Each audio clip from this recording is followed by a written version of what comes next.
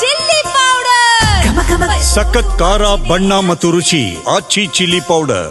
ಒಂದ್ ಕಡೆ ಕಾಂಗ್ರೆಸ್ನಲ್ಲಿ ಬದಲಾವಣೆಗಳಾಗ್ತಾ ಇದ್ರೆ ಬಿಜೆಪಿಯಲ್ಲೂ ಕೂಡ ಈಗ ಗರಿಗೆದರಿದೆ ಚಟುವಟಿಕೆಗಳು. ಎಲ್ಲರನ್ನೂ ವಿಶ್ವಾಸಕ್ಕೆ ತೆಗೆದುಕೊಳ್ಳೋದಕ್ಕೆ ಅಂತ ವಿಜಯೇಂದ್ರ ಮುಂದಾಗಿದ್ದಾರೆ. ಮತ್ತೊಂದ್ ಕಡೆ ವಿಜಯೇಂದ್ರ ಮುಂದುವರಿಸಬಾರ್ದು, ಅವರನ್ನ ನೀವು ರಾಜ್ಯಾಧ್ಯಕ್ಷರಾಗಿ ಕಂಟಿನ್ಯೂ ಮಾಡಬಾರ್ದು ಅಂತ ರೆಬಲ್ಗಳಿಂದ ಒಂದು ಸಭೆ ನಡೆದಿದೆ. ರೆಬಲ್ ನಾಯಕರು ಇಷ್ಟು ದಿನ ಸೈಲೆಂಟ್ ಆಗಿದ್ರು, ಈಗ ಮತ್ತೆ ಆಕ್ಟಿವ್ ಆದಂತೆ ಕಾಣಿಸ್ತಾ ಇದೆ. ಈಗ ವಿಜಯೇಂದ್ರ ಅವರು ಕೆಲ ದಿನಗಳಿಂದ ಬಿಜೆಪಿ ನಾಯಕರನ್ನ ಭೇಟಿ ಮಾಡ್ತಿದ್ದಾರೆ, ವಿಶ್ವಾಸಕ್ಕೆ ತೆಗೆದುಕೊಳ್ತಿದ್ದಾರೆ. ಕಾರಣ ತಮ್ಮ ಕುರ್ಚಿಯನ್ನ ಸೇಫ್ ಮಾಡ್ಕೊಳ್ಬೇಕು ಅಂತ. ಬಟ್ ಅವರನ್ನ ಮುಂದುವರಿಸಬಾರ್ದು ಅಂತೇಳಿ ಮಾಜಿ ಸಚಿವ ಕುಮಾರ್ ಬಂಗಾರಪ್ಪ ಅವರ ನಿವಾಸದಲ್ಲಿ ಒಂದು ಸಭೆ ನಡೆದಿದೆ. ಸಭೆಯಲ್ಲಿ ಕೇಂದ್ರದ ಮಾಜಿ ಸಚಿವ ಜಿಎಂ ಸಿದ್ದೇಶ್ವರ್, ಶಾಸಕರಾದ ರಮೇಶ್ ಜಾರಕಿಹೊಳಿ, ಬಿಪಿ ಹರೀಶ್, ಮಾಜಿ ಸಂಸದ ಬಿವಿ ನಾಯಕ್ ಸೇರಿದಂತೆ ಹಲವು ನಾಯಕರು ಭಾಗಿಯಾಗಿದ್ದಾರೆ.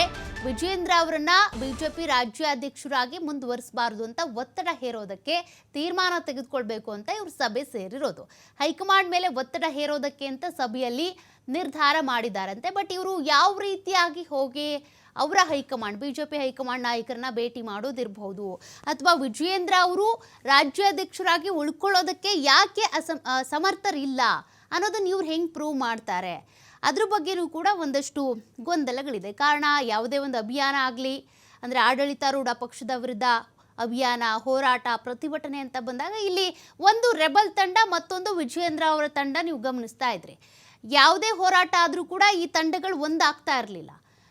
ಬಿಜೆಪಿ JDS ಮೈತ್ರಿಯಲ್ಲೂ ಕೂಡ ನೋಡಿದ್ದೀರಾ, ಕೆಲವರು ನಾಯಕರು ಬಂದರೆ ಕೆಲವ್ರು ಬರ್ತಿರ್ಲಿಲ್ಲ, ಕೆಲವು ಕಾರ್ಯಕರ್ತರು ಬಂದರೆ ಕೆಲವ್ರು ಬರ್ತಾ ಇರಲಿಲ್ಲ. ಕಾರಣ ಅಲ್ಲಿ ವಿಜಯೇಂದ್ರ ಅವರು ಎಲ್ಲರೂ ಕೂಡ ವಿಶ್ವಾಸಕ್ಕೆ ತೆಗೆದುಕೊಳ್ಳುವಲ್ಲಿ ವಿಫಲರಾಗಿದ್ದಾರೆ ಅಂತ.